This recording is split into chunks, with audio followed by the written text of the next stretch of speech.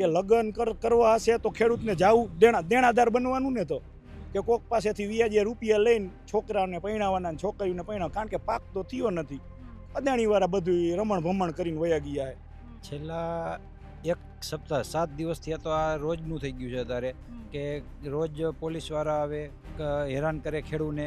એક રીતે જોવો તો હેરાનગતિ જ છે કે રોજ અહીંયા આવી નાના બાળકોથી માંડીને મોટા સાથે બધા અહીંયા આવતા હોય કે જે વીજ પોલ નાખે પરમિશન વગર, કોઈ પણ જાતની પરમિશન લીધી નથી. અદાણીના લોકોનો જે હાથ છે, જે ઘસીડીને ઘર્ષણ કરવાનું કીએ પોલીસને, એમાં અદાણીના લોકો જે અહીંયા આગેવાન છે એ જ પરમિશન આપે છે. પરમિશન વગર કામ ચાલુ કરી દીધું એટલે રોકાવા આવી, તો એને લઈને એ લોકોએ અત્યાચાર કે ઉપાડીને લઈ ગયા. ત્યાર પછી થોડોક રસ્તા રોકો કરેલું હતું, તો અહીંયા પણ લેડીઝ કોન્સ્ટેબલ દ્વારા થોડી લાઠીચાર્જ પણ કરવામાં આવેલો બહેનો પર.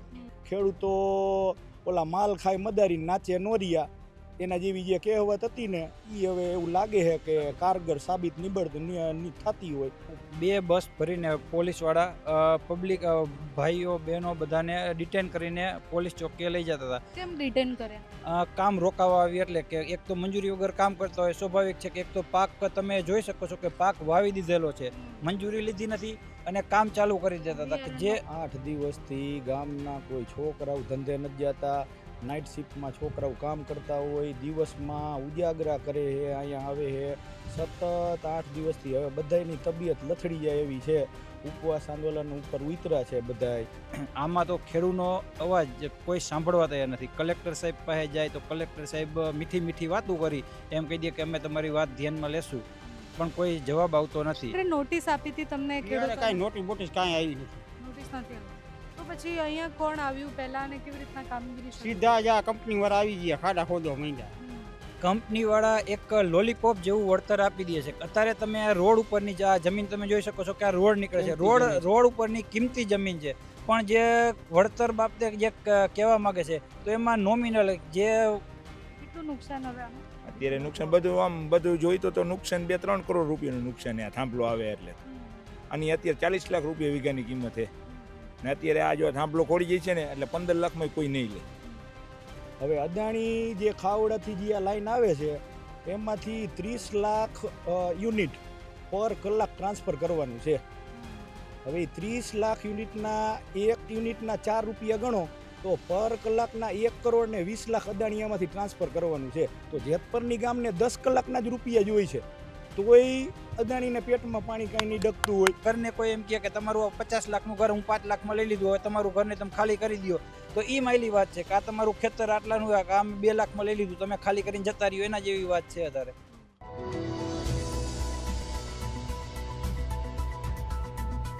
નમસ્કાર, આપની સાથે હું છું પાયલ અને જેતપર ગામમાં જ્યાં ખેડૂત અને પોલીસ વચ્ચે ઘર્ષણ થયું. મુદ્દો એક જ બાબતનો, વીજ પોલ જે નખાઈ રહ્યા છે એનો વિરોધ ખેડૂત કરી રહ્યા છે. વળતરની માંગણી છે, પૂરતું વળતર ન આપે તો પછી અમારા ખેતરમાં અમે કેમ વીજ પોલ નાખવા દઈએ? આ બધા જ પ્રશ્નો સાથે છેલ્લા કેટલાય દિવસથી ખેડૂતો લડત આપી રહ્યા છે. અત્યારે જ્યાં થાંભલો નાખવાની કામગીરી શરૂ થઈ ગઈ છે, જ્યાં ખાડા ખોદાઈ ગયા છે, એ ખેતરમાં અમે આવ્યા છીએ. ખેડૂતો સાથે વાત કરવી છે. શું નામ છે આપનું? કૌશિકભાઈ. અને કૌશિકભાઈ, કેટલા દિવસથી આ બધું ચાલી રહ્યું છે? છેલ્લા એક સપ્તાહ 7 દિવસથી તો આ રોજનું થઈ ગયું છે. અત્યારે કે રોજ પોલીસવાળા આવે, હેરાન કરે ખેડૂને.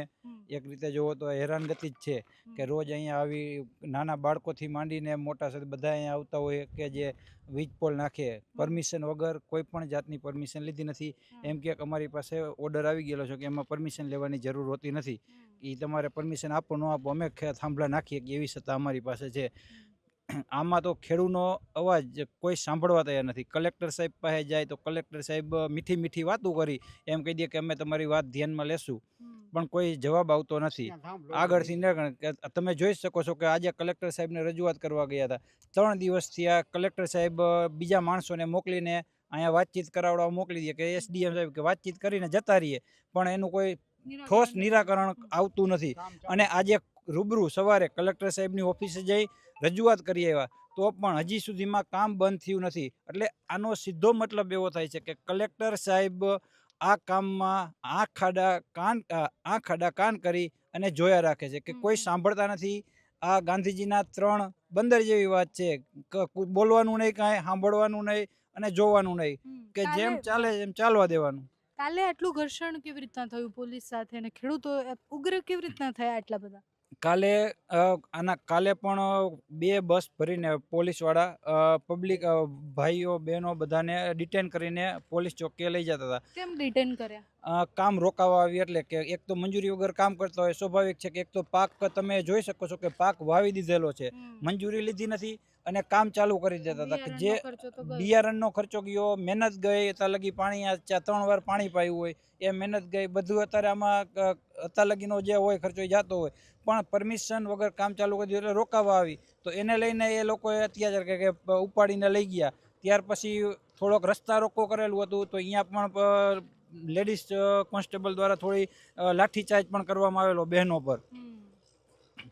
તો આટલા સમયથી 7 દિવસથી આવી રીતના જ ખેડૂતો આમથી આમ ધક્કા ખાય છે.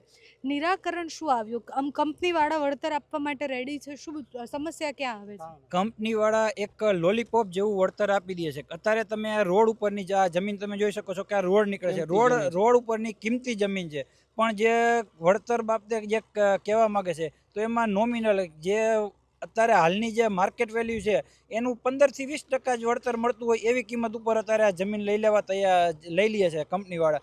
તો એ કોઈ પણ હોય કે તમારું ઘર હોય તો તમારા ઘરને કોઈ એમ કહે કે તમારું 50 લાખનું ઘર હું 5 લાખમાં લઈ લીધું, હવે તમારું ઘરને તમે ખાલી કરી દો, તો એ માયલી વાત છે કે આ તમારું ખેતર આટલાનું અમે 2 લાખમાં લઈ લીધું, તમે ખાલી કરીને જતા રહ્યો, એના જેવી વાત છે અત્યારે.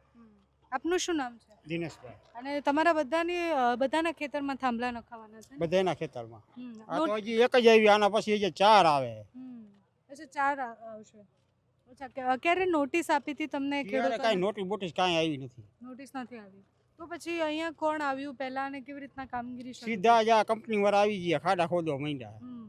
તમને પત્ર ને બધું તો હમણાં બતાવતા હતા એ એ લોકો? કાંઈ નથી અમને બતાવ્યું, એમને સીધા કરી ગયા ખેતરમાં. અને 7 દિવસથી આ લડત ચાલુ છે? 7 દિવસથી આવો. અને આજે કલેક્ટરને મળીને આવ્યા તો એમનું શું કહેવું છે? એ તો કાંઈ નહીં, કલેક્ટર 2 દીમાં જવાબ આપશું, પણ આ કામ બંધ નથી થયું, ચાલુ છે. રાતને દી ચાલુ હોય. રાતના દિવસ ચાલુ હોય છે. કેટલું નુકસાન થાય છે આમાં ખેડૂતોને? કેટલી જમીન જાય છે ખેડૂતની? નુકસાન તો બહુ જ થાય મેડમ, જાજુ નુકસાન થાય. બરોબર. તમારે કેટલી જમીન છે? મારે 60 વીઘા જમીન છે. અને એમાં કેટલા જગ્યામાં આવે છે થાંભલો? એક ખેતરમાં આવે છે. એક ખેતરમાં આવે છે. અચ્છા, એની આસપાસના પછી હજી બીજી લાઈનો 2-3 નીકળે છે, એવી 14 લાઈનો અહીંયા નીકળે છે. બરોબર. અચ્છા, તો તમને કોઈ નોટિસ નથી આપી કંપની દ્વારા? પણ કંઈ કહેવામાં સૂચના આપવામાં નથી આવી? અત્યારે નથી આવી. નથી આવી. હા. અચ્છા, જે કામગીરી તમારે ત્યાં ચાલુ નથી થઈ? ના. તો જ્યાં જ્યાં ચાલુ થઈ છે લાઈન ત્યાં? ચાલુ છે એનું અત્યારે નોટિસ આવી, બીજી કોઈ લાઈનોની નોટિસ નથી આવી. અચ્છા, આની નોટિસ આવી હતી? હા, આની આવી છે. અચ્છા, તો તમને પહેલેથી આગાહ તો કરવામાં આવ્યા હતા ને કે આવી રીતના ખાડો ખોદવાનો છે કે? ના, એવું કંઈ નથી. આપનું શું નામ છે? વૈભવભાઈ. અને વૈભવભાઈ, કેટલા સમયથી આ બધું ચાલી રહ્યું છે? કેટલું નુકસાન છે? 8 દિવસથી ગામના કોઈ છોકરાઓ ધંધે નથી જતા, નાઇટ શિફ્ટમાં છોકરાઓ કામ કરતા હોય, દિવસમાં ઉજાગરા કરે છે, અહીંયા આવે છે સતત 8 દિવસથી. હવે બધાયની તબિયત લથડી જાય એવી છે, ઉપવાસ આંદોલન ઉપર ઉતર્યા છે બધાય.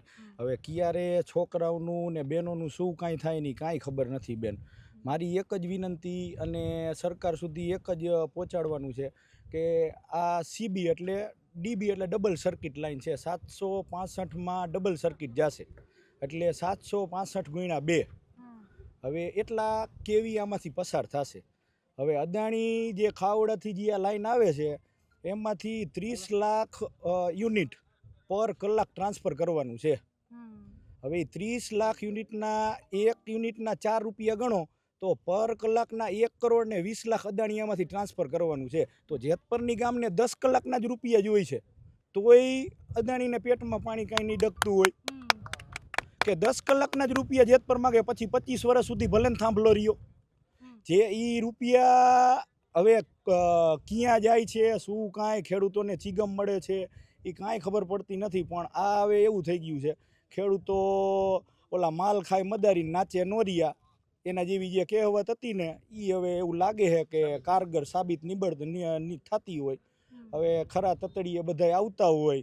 હવે ઘણાની હાલત હવે નાજુક થતી જાય છે કે હવે બધાય થાકી ગયા. જોવો છો તમે કે માણસો આજ ઉપવાસ આંદોલનમાં હતા, એમાંથી ઘણા બધા કાલે ઓલા બેનને ઘસડીને લઈ જવામાં આવ્યા. એમાં અદાણીના લોકોનો જ હાથ છે.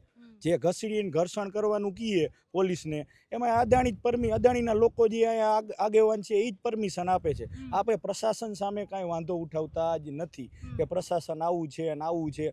અદાણીના જે કર્મચારીઓ છે વાતોચીતો કરીને ખેડૂતનું જે હિતલક્ષી વળતર થાય એવો મુદ્દો લઈને સરકાર કાંઈક સાંભળે ને આનું સોલ્યુશન કરે એટલે ખેડૂત બચારા હેરાન ન થાય, પાક કાંઈક લઈ શકે. કોકની દીકરીઓના કોકના છોકરાઓ પરણાવવાના હશે. જે ખેડૂત ખેતી કરે છે બેન, એના ઘરે પૈસા જ્યારે કપા વેચી જીરું વેચીને બચારા છોકરા પરણાવતા હોય, બરાબર.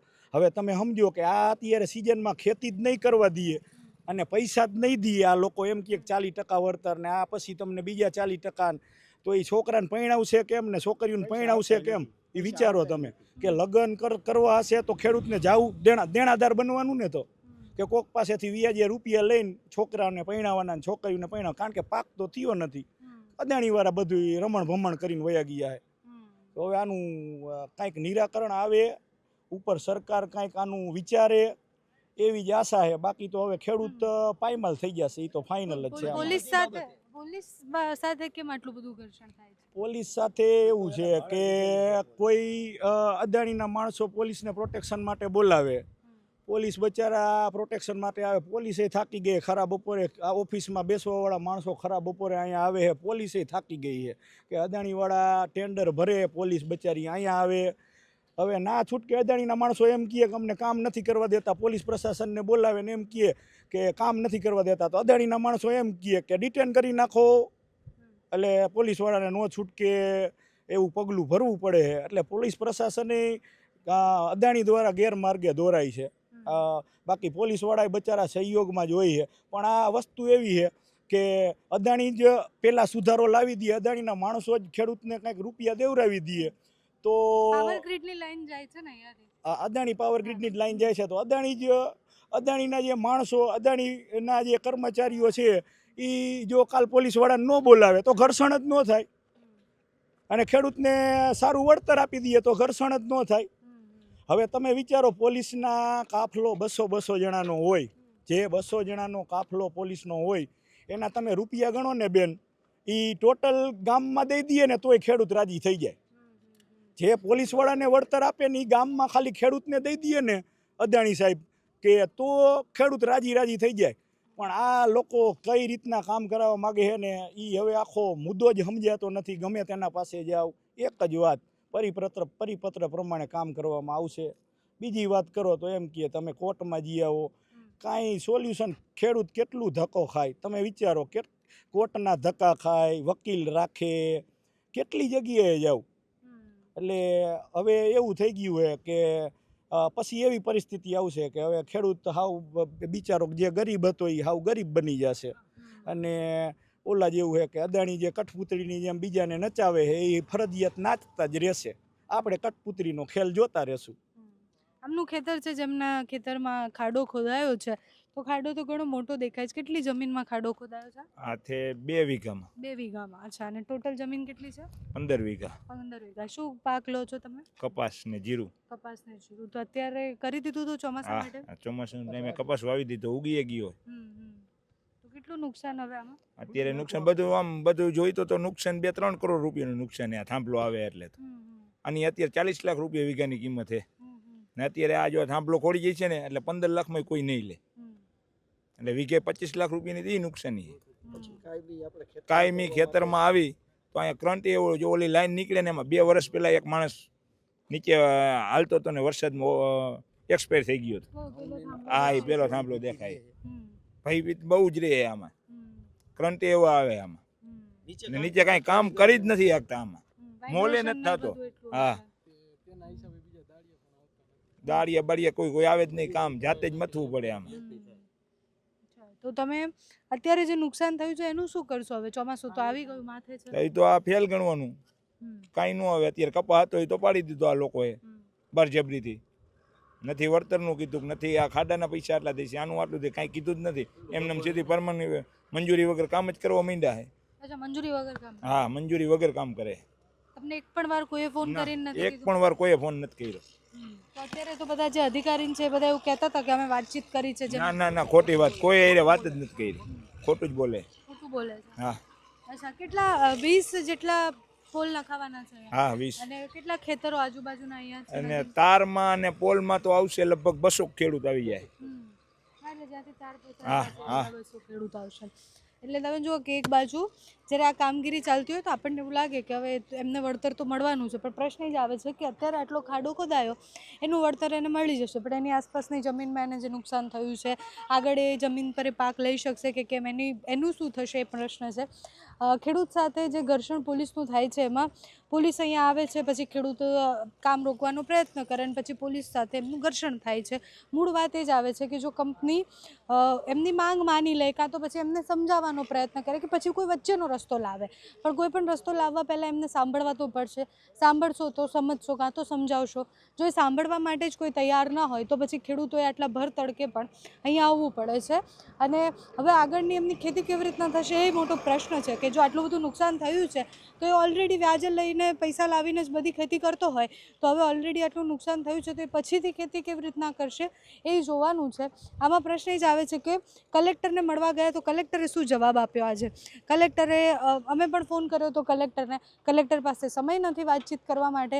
એસપીને પણ ફોન કર્યો તો એવું કહેવા માટે કે કાલે પોલીસ કેમ આટલી આક્રમક બની અને આ લોકોને આટલા મારવાનો પ્રયત્ન કેમ કર્યો, કે પોલીસને કેમ આટલું ઉગ્ર થવું પડ્યું, કે પોલીસે કંઈ ન જોયું, નાના બાળકોથી લઈને મહિલાઓ બધાને માર્યા.